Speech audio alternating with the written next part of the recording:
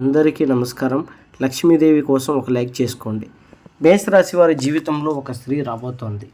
ఆ స్త్రీ వస్తూ విపరీతమైనటువంటి అదృష్టాన్ని తేబోతోంది. అలాగే ఎప్పుడు మీ వెనకే ఉంటూ మీ విజయానికి కారణం అవుతుంది. మేషరాశి వారు చాలా ఇబ్బందులు పడుతూ, ఎన్నో సమస్యలు పడుతూ ఏదైనా అవకాశం కోసం ఎదురు చూస్తూ ఉన్నారు. ఇలాంటి ఈ రాశి వారికి ఈ స్త్రీ వల్ల విపరీతమైనటువంటి ధనయోగము, ధనప్రాప్తి కలుగుతుంది.